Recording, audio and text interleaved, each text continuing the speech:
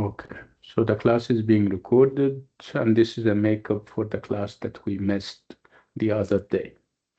So before the recording, I was talking about the assignment, not the assignment. I was talking about this podcast that I shared with you that I generated, and I gave you time to kind of listen to it and process it. That's why we started 10 minutes after 4 today. I'm hopeful that you have done that. Did you do that?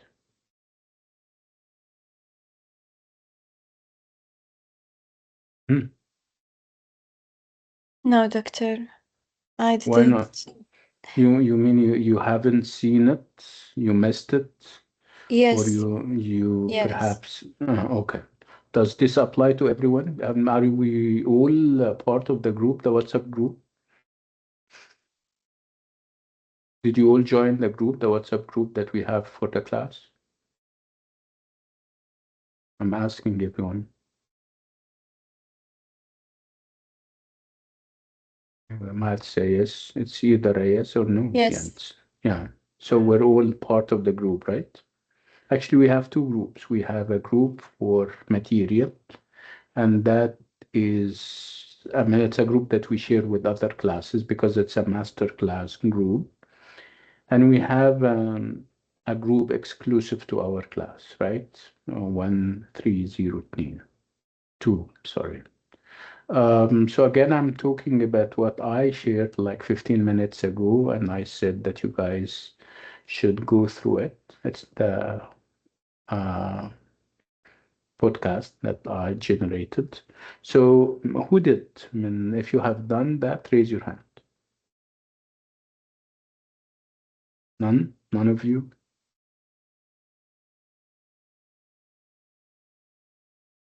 Okay. Isn't that a little bit frustrating, you know?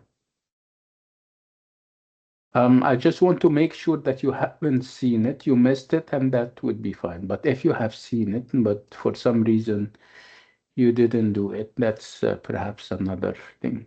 So where do you stand?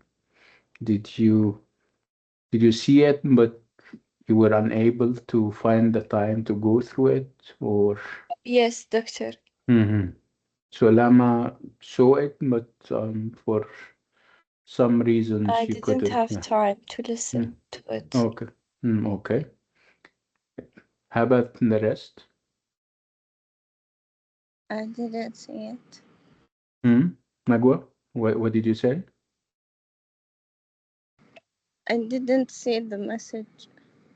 And it's on WhatsApp. If you're part of the group, you shouldn't have missed it.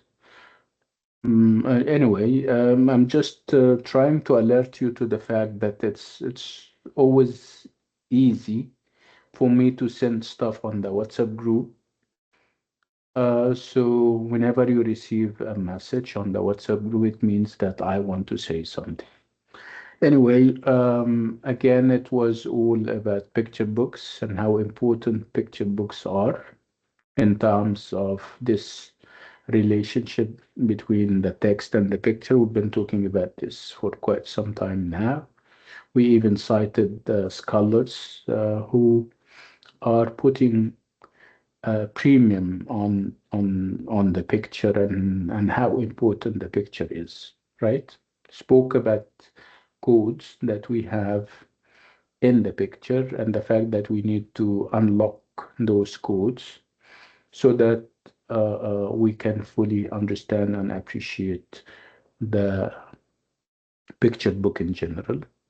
We also said that the text sometimes stays silent on certain issues, so it's only through the picture that you can fully grasp the meaning communicated in the picture book. We spoke about that.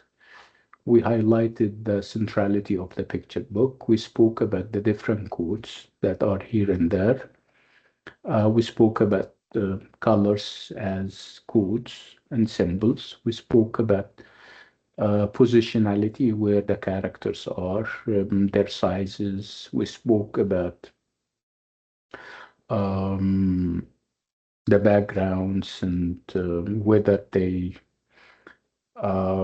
stay the same or they differ, reflecting moods and seasons. And um, we also did a bit of digging, historical digging, talking about the history of not particularly picture books, but we were talking about children's literature in general and how it started way back, perhaps in the 16th and the 17th century, and the fact that it was neglected, it wasn't given its due because people were under the impression, false as it is, that books for children are not as important as their counterparts for adults. That's why they wouldn't invest perhaps at all in the production of the children's book in terms of the illustrations and the pictures and even the the feel of the book. And over time, um, picture books and children's literature in general would pick up and they would come to a deserved prominence in the late 18th century and early 19th century. And also towards the, I mean, you have an entire century where the genre came to its own, and the culmination would be a number of golden ages where picture books became something, right? And we went through those stages of development and we highlighted them. There was also this interesting article on how similar and how different at the same time children's books are. The fact that you can almost tell where or how they go in terms of the trajectory, in terms of the characters who populate those kinds of books, and also their instructional value, if any. Normally, when we talk about literature, we talk about whether the writer is adopting this idea of art for art's sake, or he or she has an agenda, instructional one, instilling certain values, moralizing, and these are all things that we have seen happening over the years when it comes to picture books, where the focus is normally on moralizing. Another staple of children's books is the idea of anthropomorphism, where you normally have animals portrayed and delineated as human beings. They behave like us. They hate and love and betray and show greed and avarice and viciousness sometimes. So this is another stable, and another or perhaps a third convention would be the idea that males dominate those kinds of children's books, where at the core you have a male figure.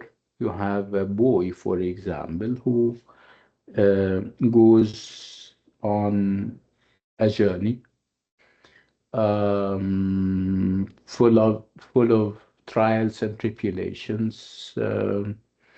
Those trials and tribulations are meant to harden him, to change him, to reform him. So when you meet him at the end of the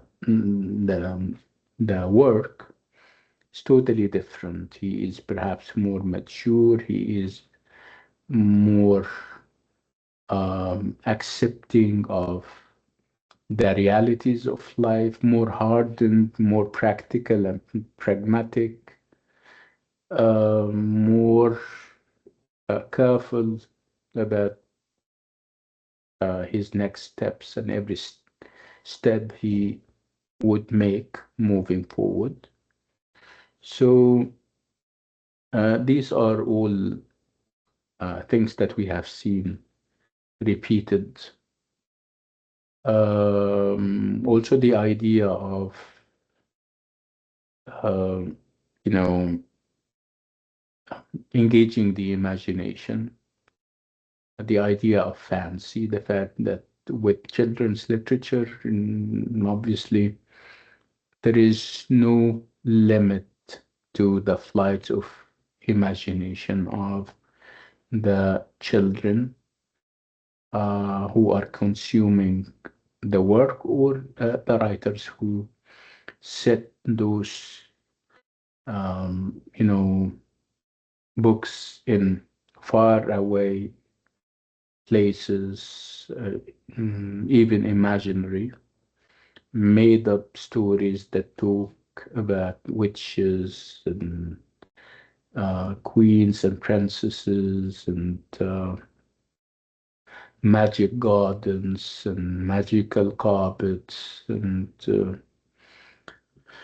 all those kinds of things. So again, with children's literature, the sky is the limit when it comes to settings and even characters, and the sky is the limit when it comes to how far the imagination can go.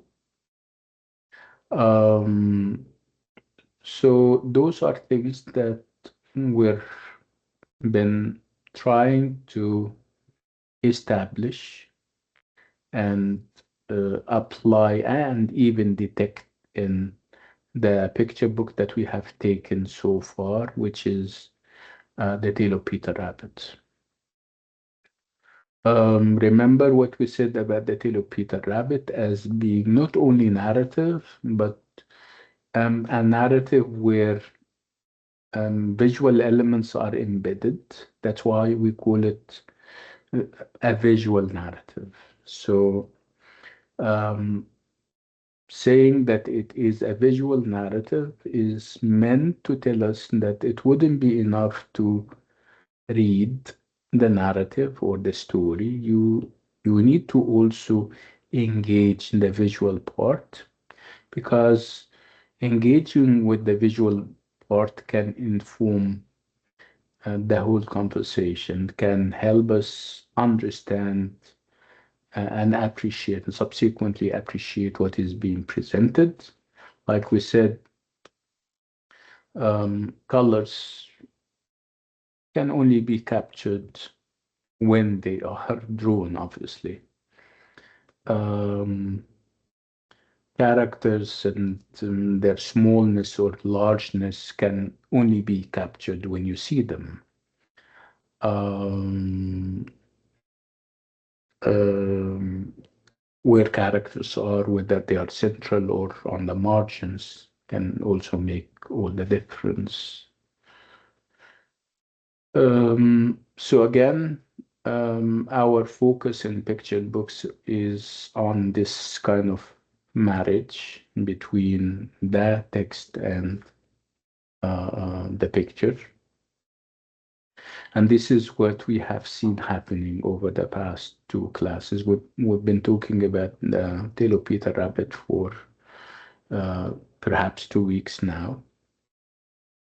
And again, engaging with the pictures mm, it told us a great deal, things that we may have missed if we sufficed ourselves with only the text. The text can tell a great deal, but not as much as when you also engage the visual aspects of the book. Um, so, with that said, let's talk also about what you can make of those elements. So when you have this alliance between the text and the image or the picture, where um, does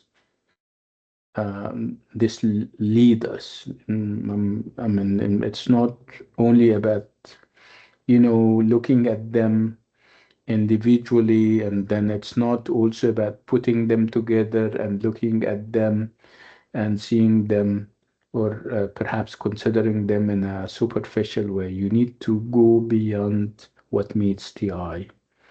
You need to kind of link what you're seeing and what you are reading with your worldview and how you see the world, and see how you can bring to this marriage between the text and the picture in terms of meaning.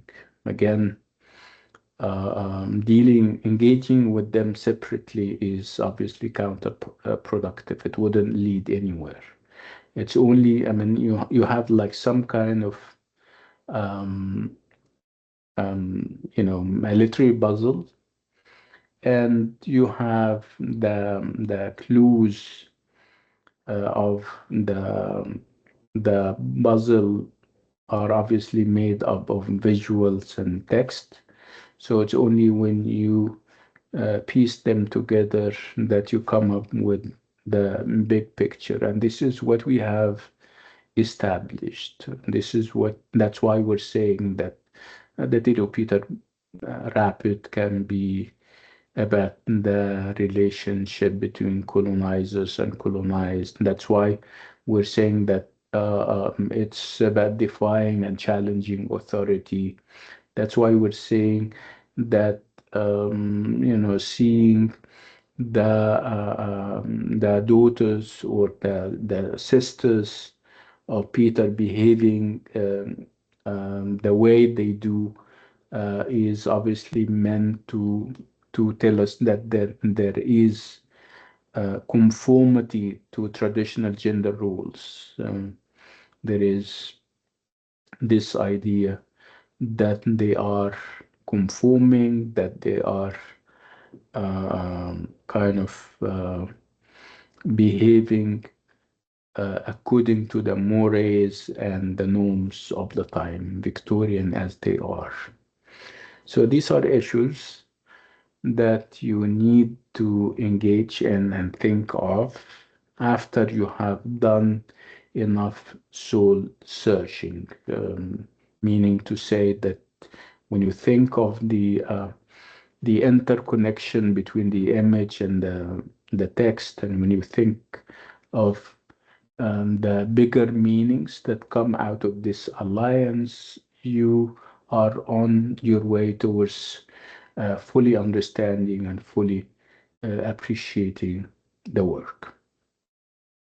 So it's the Tale of Peter Rabbit that we're doing, and it is also still the focus on the picture book as a different genre, a genre that we're not used to. We've been dealing with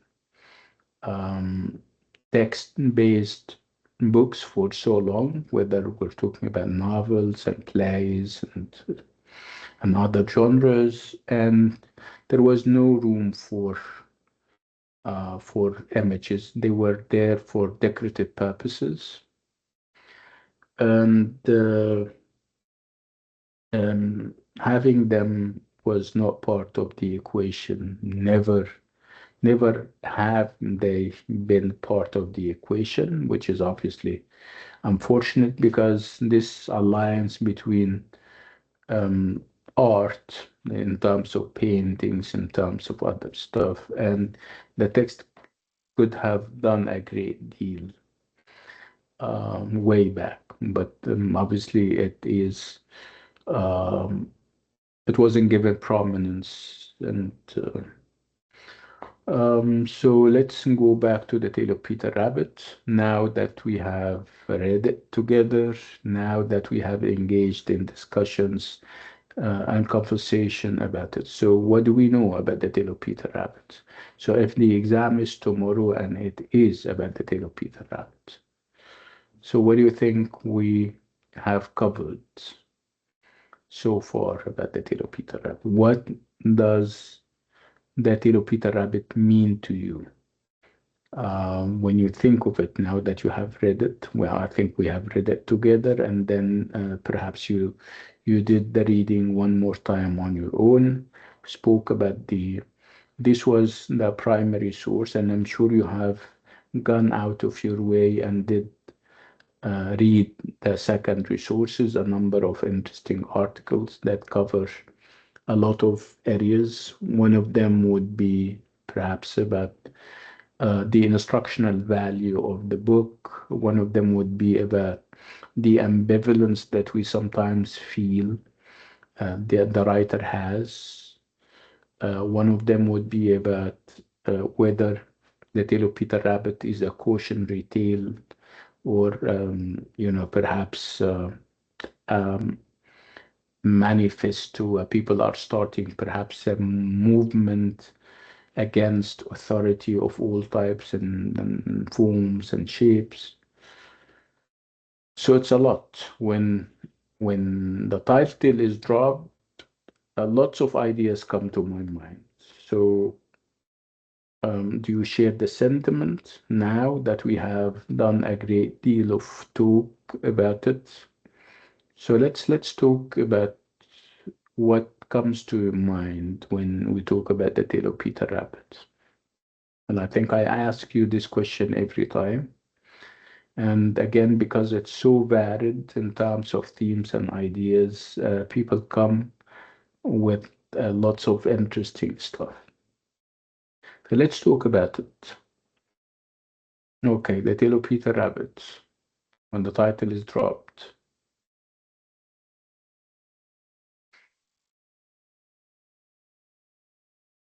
Nothing?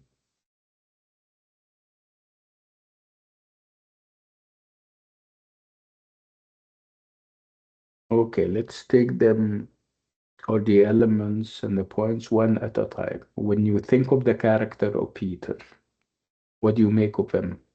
Do we have standards and benchmarks that we set him against? Absolutely.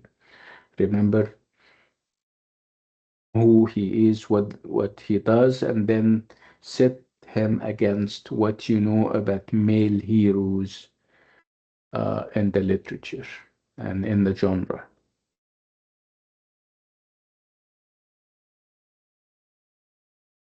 Hmm. Are you still there? Hello. Yes, we're here, doctor. Okay, so did you hear the question? Do you understand the question, everyone?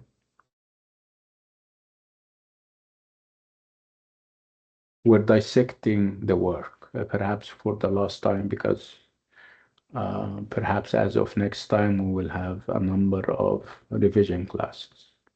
Because this is what you're having in the midterm. It's only the tale of Peter Rabbit and Tom's Midnight God. Okay, so the character of Tom, what do you make of this character? Nothing?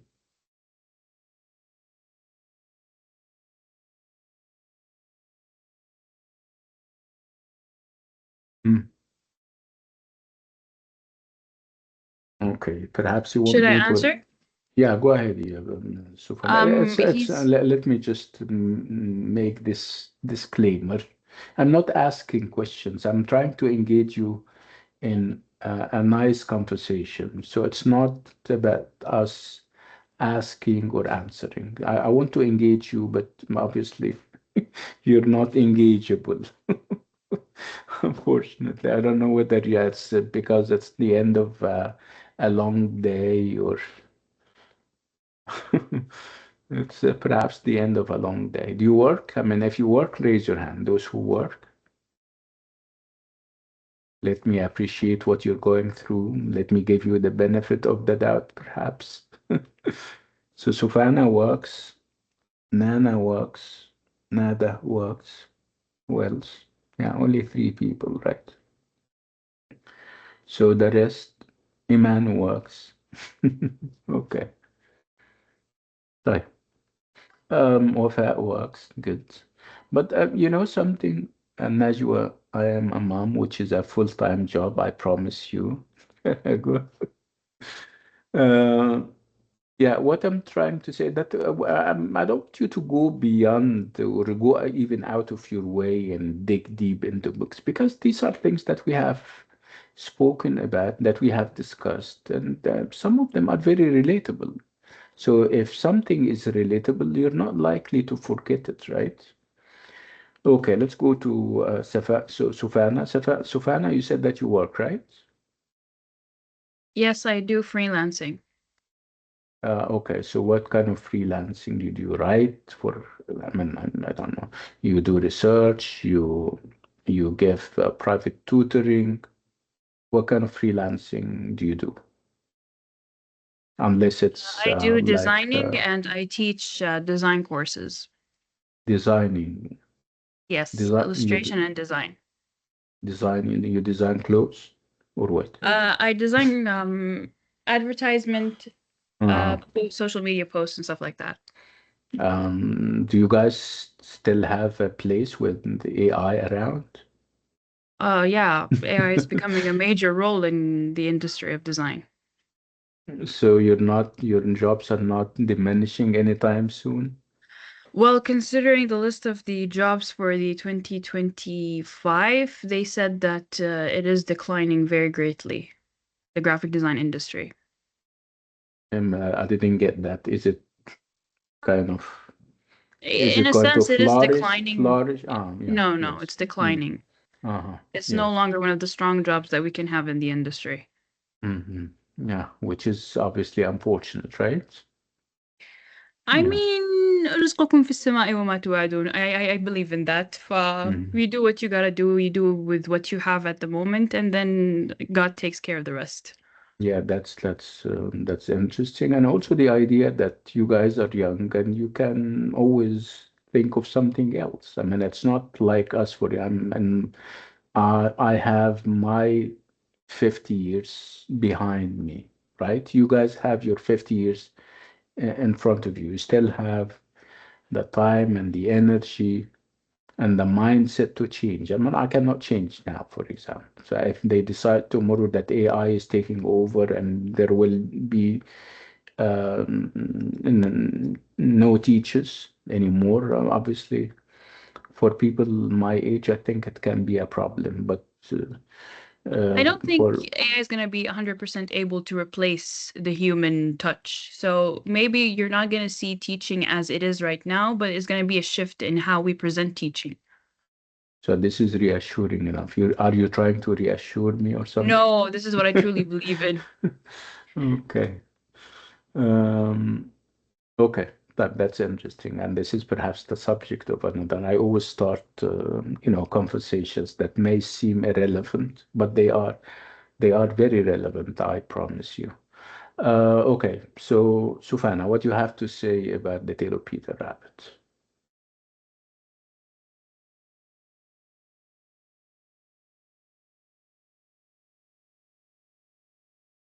So if you're saying something, we cannot hear you. Yes. Last time Yeah. I mentioned the theme where there's a social highlight in it, where it's trying to differentiate the social classes, and you said that that's a theme that we could touch upon later on, and we never had Mm. gotten the chance to. Um, You're talking about the tail of Peter Rabbit. You're talking yes, about class differences. yes, I mean, in because what sense? Because I fail to see it.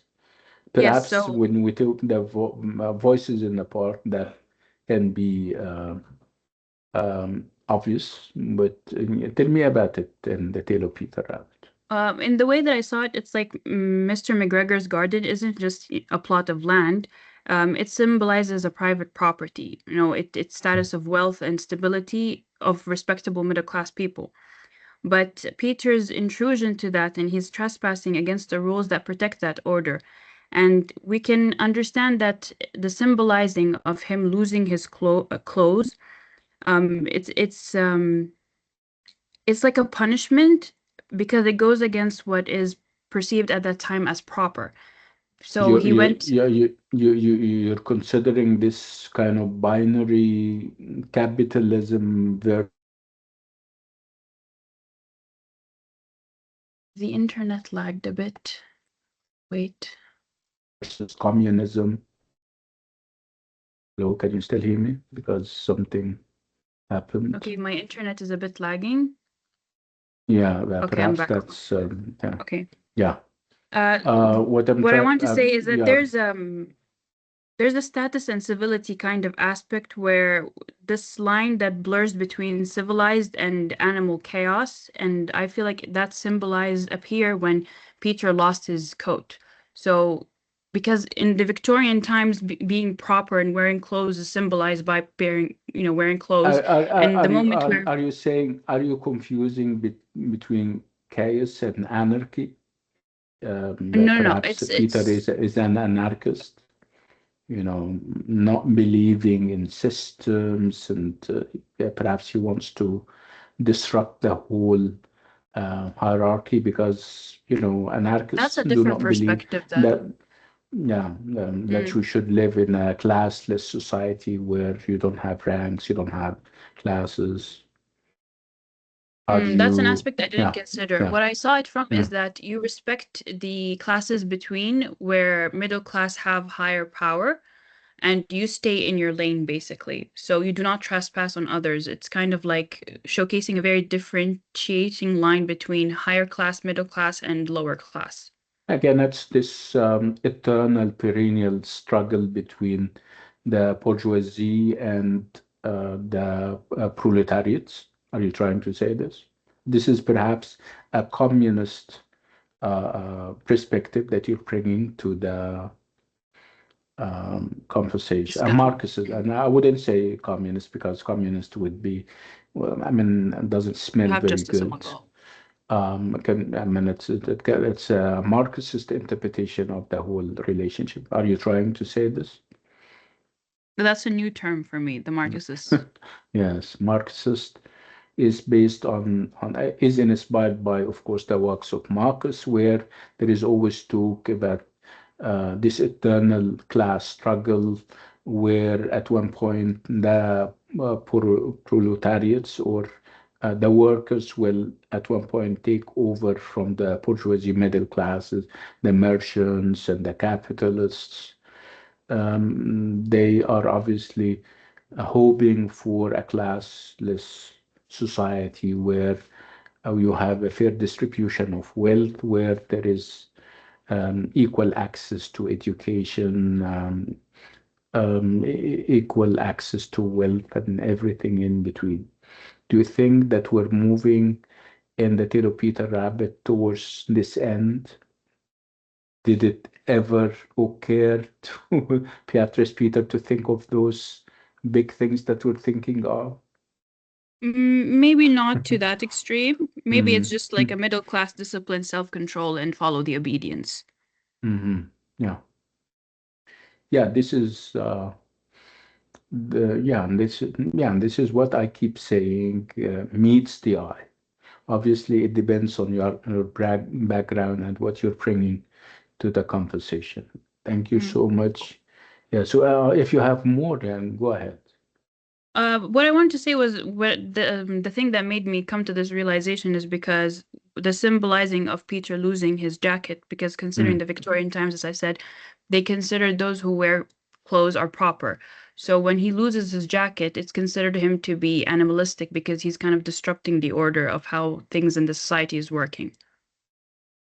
Yeah, that's an interesting perspective, but um, what if you're looking at it from an opposing angle of vision, where if you still remember that it's only when he lost his jacket and his shoes that um, he went from a He state became of his true self. ha I mean, yeah, perhaps those.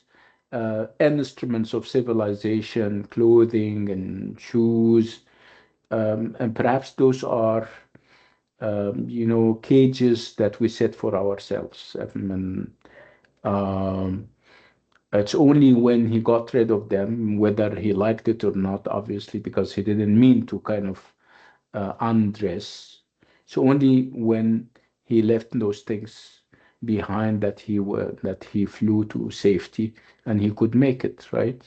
Yes. So there is this idea or this symbolism that having what people believe instruments of civilization like shoes, like makeup, like living in a house, private property. It's only when you get rid of those things that you feel freedom, that you are truly free. Again, So from Peter's perspective this of is the Peter, it's perspective of an yes. animal. Yes, it's Animals liberating. do not have clothes on, right? Yes, it's Their liberating for them. skin, yeah, yeah. Again, look at the MacGruber. He didn't lose his clothes. That's why Yes. he remained um, Maintained his um, civility. perhaps not so. I mean, I'm saying that because he kept his clothes, because he didn't have to kind of get rid of his clothes. He was portrayed as harsh and cruel and heartless, Mm. right? Yes, perceived as While, civil, as the yeah, I mean, civil character, not animalistic. perhaps it's fake civility that we're having. Perhaps it's about people living a natural kind of living before those instruments of civilization came. Because with civilization, it is true that people progressed, but you cannot, for example, ignore the fact that with civilization came wars, came all kinds of disease, right? And you always think of what happened to the Red Indians in Latin or South America when the Spaniards, who were of course more advanced, when they went to them, what was the Spaniards' first weapon, the lethal weapon that they used with the natives in the Americas? Was it machine guns? Was it tanks? None of that. You know what? It was disease. They infected those guys. So of course, they didn't mean to do it, but I mean, they exported that diseases to this new world. So obviously, we're talking about the Spaniards and the white Europeans as civilized, right? Are you Yes, getting? Yeah, perhaps and this is you're expanding very over. greatly on the topic. Yeah, over the top No, no, it's a went. good Yeah. understanding. But I'm hopeful that other people are as engaged because that would be, exaggerating the whole thing. Okay, let's go back to the basics. Thank you, Sufana. We'll come back to you. Let's let me remind you of what happens or what happened. Let me remind you of this intermarriage because this is what I'm focusing on today. It's the idea of this kind of integration, this kind of union between the picture and the image, the picture and the text. And in order to do that, I also generated a visual presentation that I would like you to listen to. It's going to only take 7 minutes. Let's listen to it, let's read it and watch it, and then come back with ideas. Perhaps it can trigger ideas at the back of your minds. Are we ready? Let me check if I have it ready and handy. Yes, I do.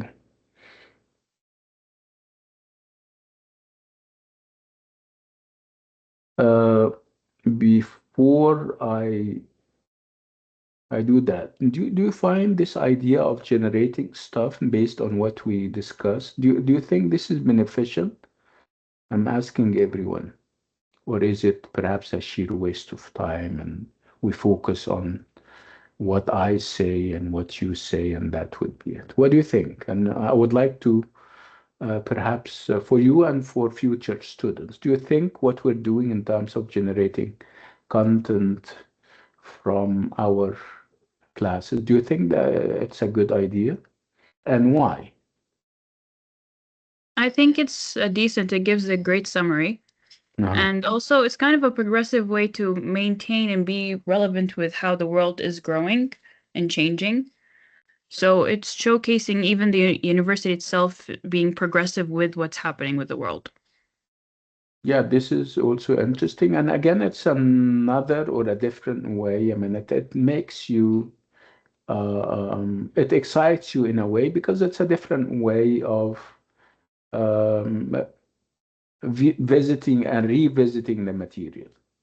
So you listen to the class, I mean, you attend the class, obviously, and then perhaps if there is a recording, you listen to the recording, and that would be it. And perhaps if I want you to read or listen to the material again, I need to effect some changes, which is what the generated content is doing. The fact that you have a fresh perspective, you have a fresh way in terms of medium and how it is presented. So I'm hopeful you find the experience engaging and interesting. So again, let's go and listen. It's only 7 minutes that we wanted for. Let me share.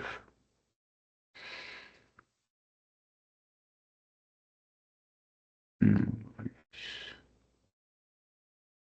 think I forgot to embed sound.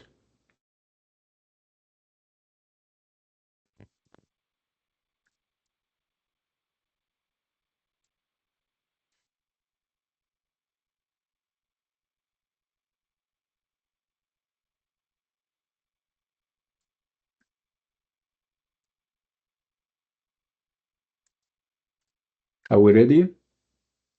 Have you ever Can you hear that, everyone? Yes, we can hear. Okay, let's do it. really stopped to think about what's hiding in plain sight inside a children's picture book? We're about to decode the secret language of these stories we all know and love. And I promise, you're going to see them in a completely new way. Okay, take Peter Rabbit. We all know him, right? The classic tale of a mischievous bunny. But what if I told you that every single line, every color, and even the camera angle of each drawing was picked on purpose to create this really complex emotional journey? It kind of makes you wonder, is it really just a simple story? See, that's the secret.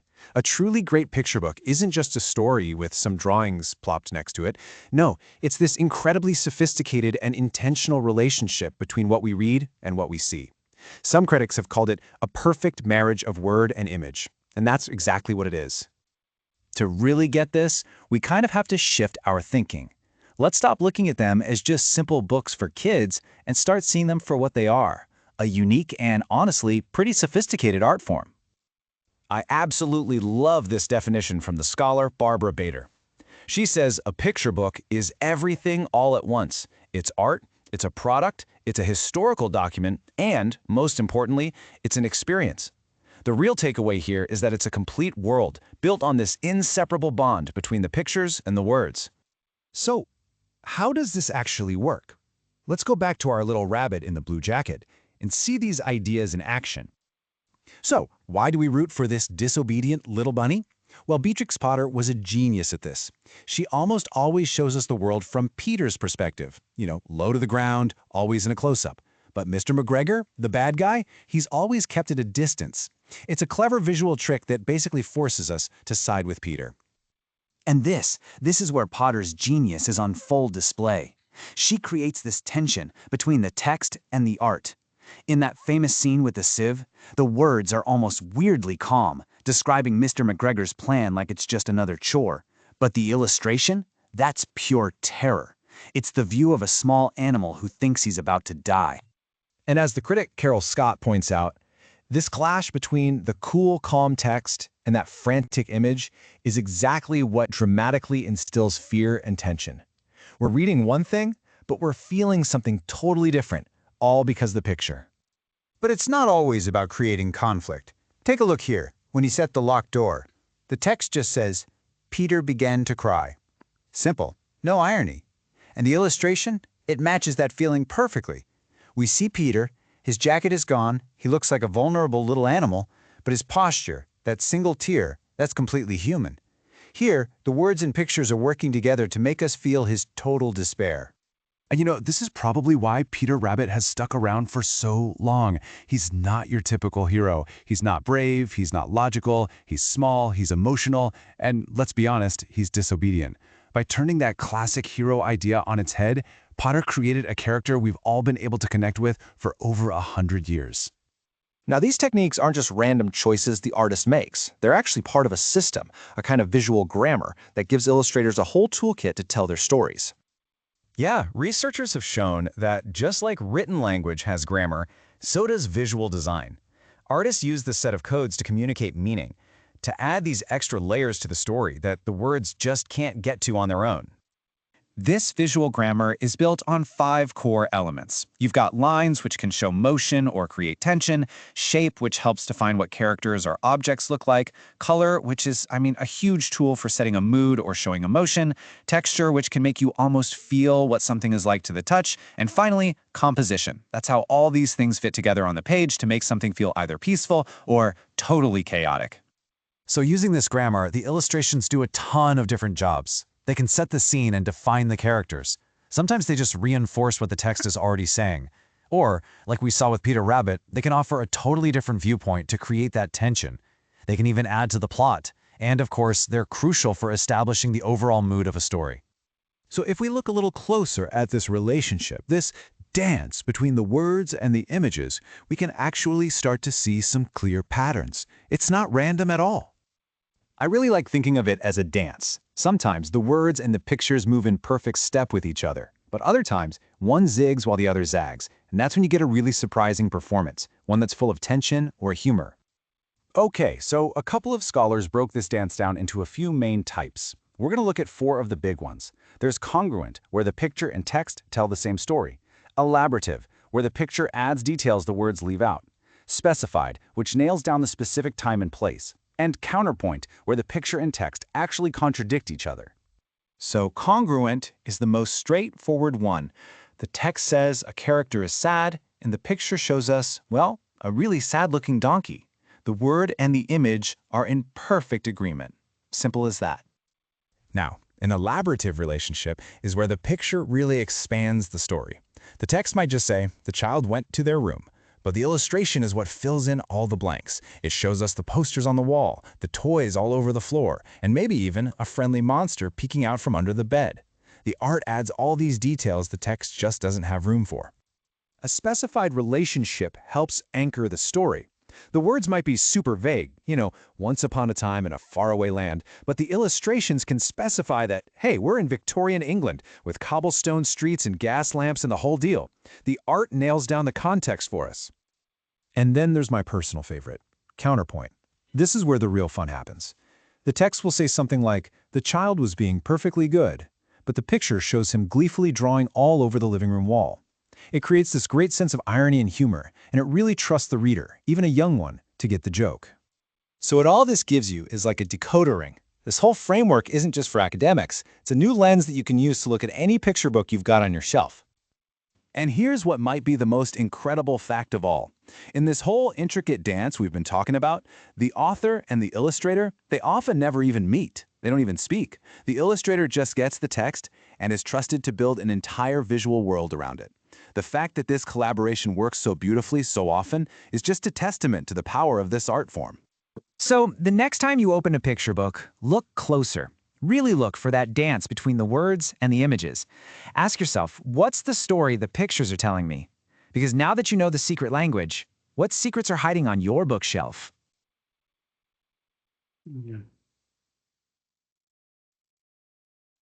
Interesting. right? So what are some of the takeaways?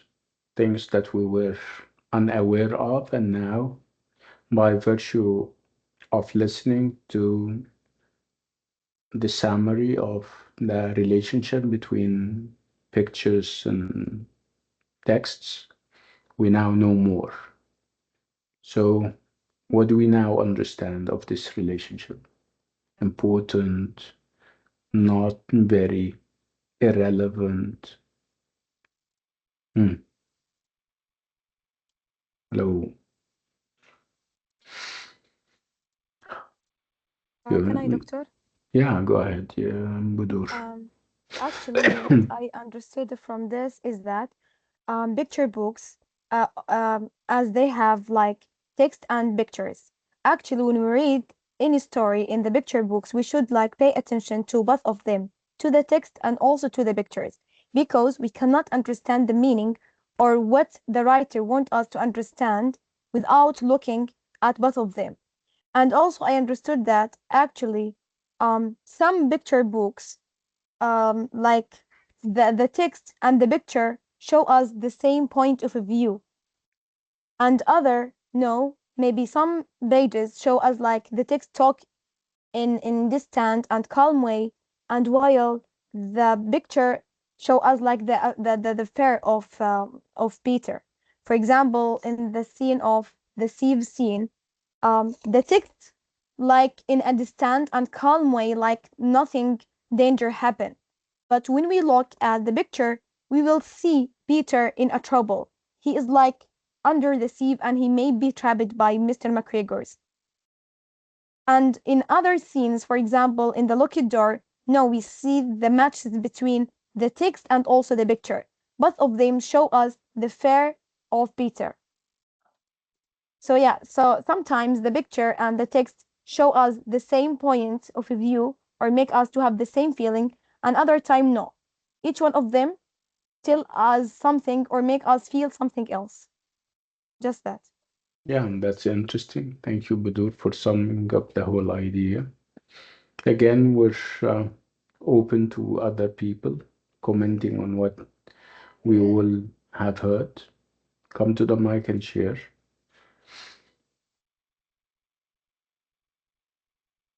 Again, we're talking about this intricate relationship between the image and the picture. And the focus perhaps was on the different functions and the variety of roles that pictures can play, being elaborative sometimes, being congruent, being, giving details that obviously are missing in the text, right? Mm, okay, what else? Doctor, also I want to Yeah, add something. yeah, But maybe it is not shared in the video. But what I understood from reading this story and the articles of the book of Peter Rabbit, I understood that actually, usually the text is stand with the authority, like with Mr. McGregor's or with the mothers or with warning us from doing that. But when we have look at the pictures, maybe all the time the pictures show us like from the scene, from Peter point of view, like we see the eyes of Peter, like he looks at us, or maybe like like the camera is near from him, and usually Mr. McGregor is away or is in the background, so which make us empathize with Peter more than Mr. McGregor's regarding the pictures. yeah. Images and the pictures give insights that are otherwise missing from the text. They give us a nuanced engagement. It makes us engage with the text more, understand the text more. Again, because pictures are full of symbolism. Pictures are like silence, for example. Silence can sometimes be better than like a speech, because with silence and with people resorting to other ways of communicating meaning, sometimes the word and whatever is verbal is so limiting and so stifling, and it doesn't capture what you really mean. So pictures are like silence in this way. You're making a statement by drawing something. You're making a statement by perhaps staying silent, not wanting to perhaps talk to people. I mean, this is what I read the other day. There was this Indian guy who's decided at one point. He was like a religious leader, obviously, a Hindu religious leader. His name is Meher something.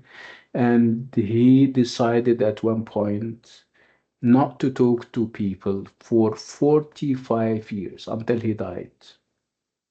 And he was making a statement. He felt that people are, um, you know, corrupt to the core. They are not trying to mend their ways, and they are so set in their old corrupt ways. So he decided that as of now, or perhaps as of tomorrow, I'm not going to talk until people change. And obviously, people don't change. So he stayed silent for 44 long years. Can you imagine? So this is very symbolic. This is something that words cannot capture, right? And this, I mean, along the same lines, when we talk about pictures and the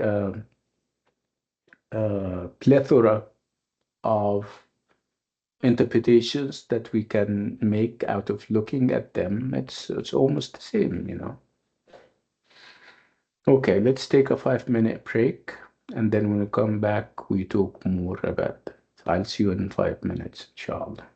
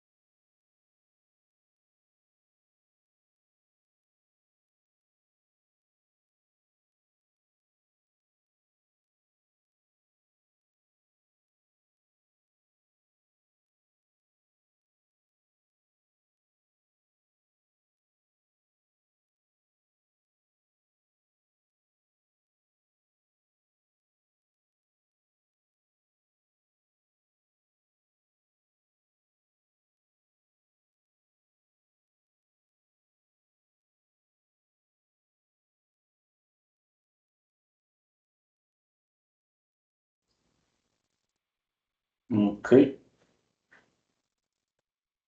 I'm back. If you guys are back, raise your hands.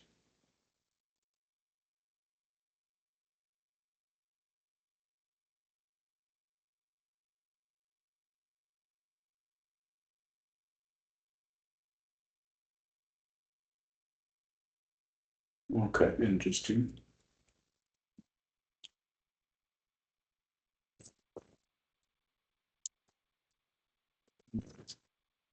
So what do we know? The Hello Peter Rabbit, the marriage between the picture and the text, right? Um, okay, let's make an outline of what uh, we have been saying about the Tale of Peter Rabbit and about picture books in general. Let's talk about the trajectory, how we started and how we're ending. Again, we're talking about two categories. We're talking about the primary source, which you have covered by now. You read it and we read it together. Then there is talk about the secondary sources, and the secondary sources are whatever we bring to the conversation in terms of the interpretation that we come up with. I always say that you need to, your starting point and your point of departure would be the um, the text itself, the picture book, or the novel for that matter. Because otherwise you will be influenced by whatever critics are saying, and that wouldn't give you a fresh look. You need to start by trusting yourself, trusting whatever judgments and conclusions you come up with, and then you move to the secondary sources, which may validate what you have been thinking of and about the work. It can even challenge you. It can make you think of the work in a different way, and the secondary sources would be whatever I'm saying, whatever your colleagues are saying, the insights that they share, and also the scholarly articles that we have in the books, right? Again, we're talking about which comes before which, and we said that we start with the primary source and then we move on to the secondary sources. And now I'm saying this because we are putting a huge premium on the primary source. And this is actually what the general course coordinator um, has in mind whenever she sets exams and this. I mean, the fact that of all the other courses, you normally have a close reading, I mean, activity or exercise, which is yeah, very important. So um, unlocking the secrets of the text can only happen if you engage with the text itself, before you go and read secondary sources on and about it. So we started with the text. We read the text, we looked at the pictures, and we tried to make sense of the text through the pictures. And I think we did a good job. We even perhaps overdid it, talking about things that people may not think of, having a Marxist interpretation of the whole thing, talking about this colonized colonizer relationship that we and nobody else see.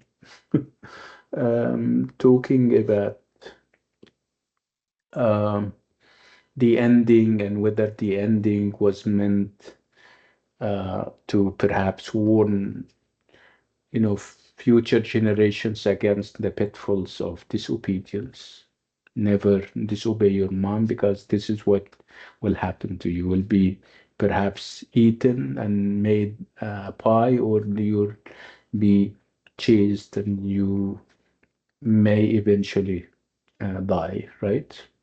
So the ending is very problematic because of what we know about the writer and the fact that she is ambivalent, to say the least. You cannot really know which stand she's taking. Is she promoting the idea of obedience and by showing us that falling into the trap of disobedience can cause harm? Or is she perhaps promoting a feeling of rebellion? She's perhaps inviting people to challenge authority always and everywhere. At least saying no, at least questioning the orders that you receive, right? Again, if you have listened very carefully to the visual presentation that we have uh, played like 10 minutes ago, there was this idea that with all what we know about Peter as a representation of male heroes, he is not your typical male hero who is smart and intelligent and over the top. He is also presented as a typical human being. And obviously, heroes are superheroes in terms of what they can do. They can do a lot. But Peter is presented as, um, you know, stupid sometimes, miscalculating at others, um, emotional, um, coward. Obviously, I'm saying coward with some reservation because anybody in his place wouldn't have stopped, right? So again, this is perhaps a fresh perspective to look at Peter, that typical human being. I mean, he's perhaps a manifestation of human beings. I mean, the average human being who, in the face of danger, he would run away, right?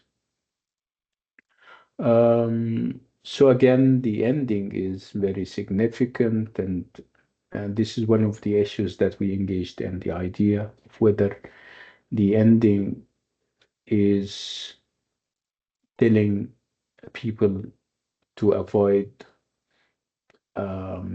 doing what Peter did, or perhaps opening doors for people to rebel and say no.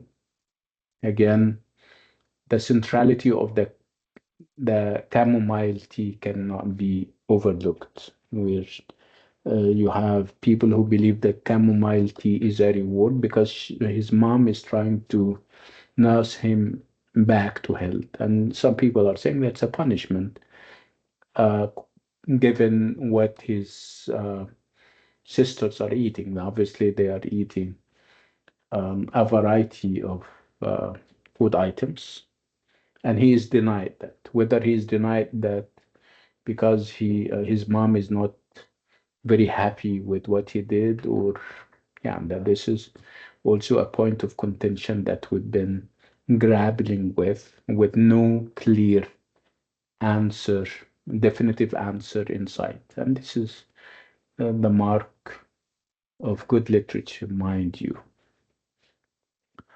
Um, Again, we spoke about gender roles and whether those gender roles are the traditional gender roles that we're familiar with are upheld, or perhaps the writer has something else in mind. And obviously, she doesn't have anything else in mind because females are presented as female. They conform to the norms and the mores of society. They are docile, non-assertive, very obedient. And even in the way they dress, and obviously they dress the same way, they pose the same way. They are identical in everything, and obviously conformity and being identical. But I mean, there is obviously nothing exciting about behaving in this way. And Peter is obviously presented as different. Again, the idea that he decided to go it alone and challenge his mom's orders is also typical of traditional male heroes. It's only that um, when he is in the middle of it, he is showing signs of traditional femininity, in a sense, being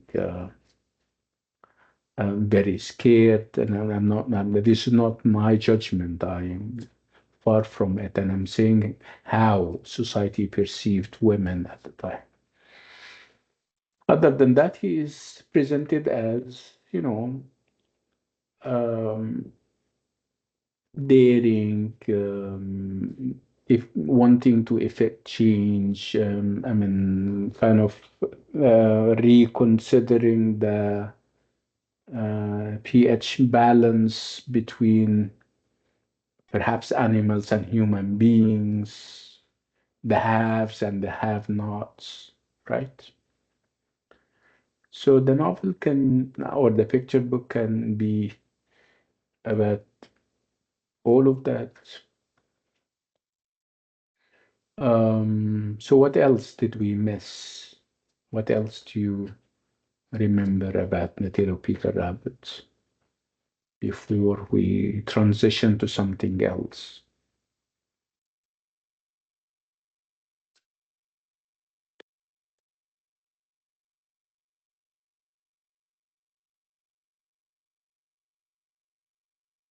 You're so silent today.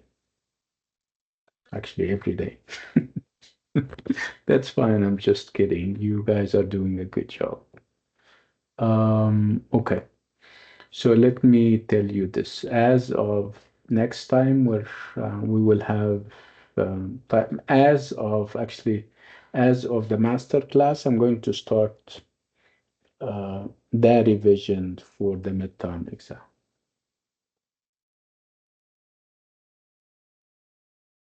Restore the activity. You mean um, take the activity because you didn't do it, right?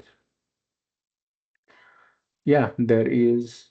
Yeah, we'll have a makeup perhaps after the second writing task. The second writing task is going to be on Canvas. When we finish that after the midterm, we'll give people the opportunity to make up for the in-class activities that they missed, provided that they don't exceed 3, because we will have 8 in-class activities. Okay, so if you exceed 3, you wouldn't be able to sit for a makeup. So make sure you don't miss so many in-class activities, because you have seen it. That's only a 5-minute exercise, right? Okay, so let me talk about the arrangement for the midterm exam, which is, when is the midterm exam? Let me ask you this question. It's, by the way, the schedule is out on the website. Did you check that? Yes, doctor. It's Yes, in doctor. November November what? 2. Ah, 2, okay, so yes. yeah, that's interesting. We still have time. So we're revisiting everything as of the next master class, which is on Thursday, as always, right?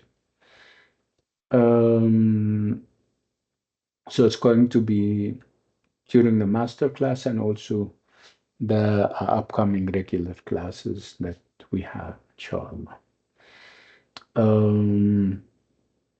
Again, we'll have we'll have a second in class activity um, next next Thursday. So we finish the master class and you go do the in-class activity. It's going to be at 5 like we did the other one. But make sure you don't miss it. Again, it's as easy as it gets. Yeah, I think you have felt it. I mean, it's not about putting challenges or we want you to we're giving you opportunities to study. So those are perhaps prompts and things that and food for thought, things that you can think of, and things that can even help you with the midterm exam because the questions are normally very smart and they are meant to shed light on things that you may otherwise miss or not think of. Anyway, I'm going to stop on this note and with this item, and I'll see you on Thursday, inshallah. At is it? Yeah, it's always 3 o'clock, right? 3 p.m. I'll see you on Thursday at 3 p.m. inshallah. يلا نشوفكم على خير. السلام عليكم.